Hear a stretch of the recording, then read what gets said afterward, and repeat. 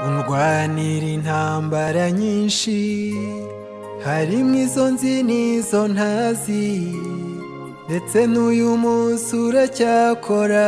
Mana mbaye ngushimiye, wambereye umuhoza, umbera umuhumuriza, nzakunambaho kugeza ku mwuka wa nyuma.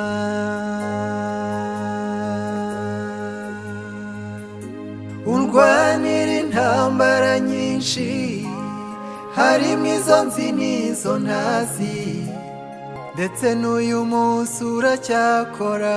Mana mbaye ngushimiye, wambereye umuhoza, umbera umuhumuriza, nzakunambaho kugeza ku mwuka wa nyuma. Nzajya mbika amabuye nakuye mu nyanja wanyambukije, no mu bihe by'umwijima azajya anyibutsa ineza wangiriye.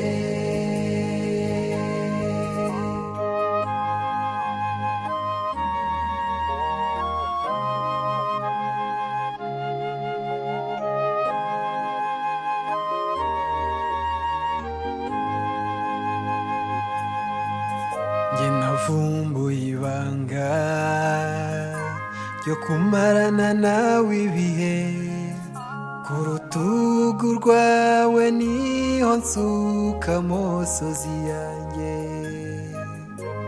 Iyo mbuze uko ngira, wowe ntujya ubura uko ungenza, nzakunambaho kugeza ku mwuka wa nyuma.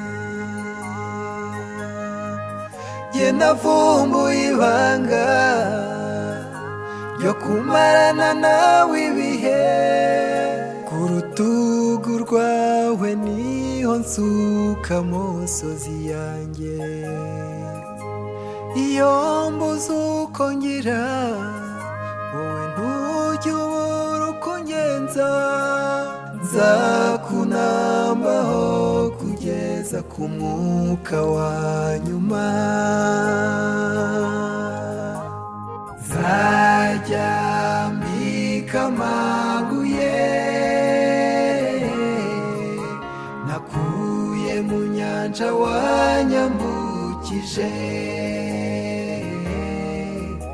no mu bihe by'umwijima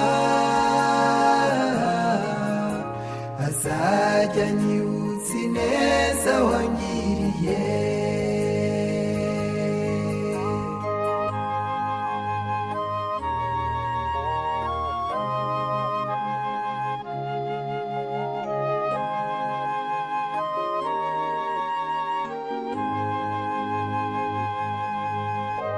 Akira isengesho ryanjye, mugenga w'ubuzima, ntacyo nagushinja, n'ukuri naranyuzwe.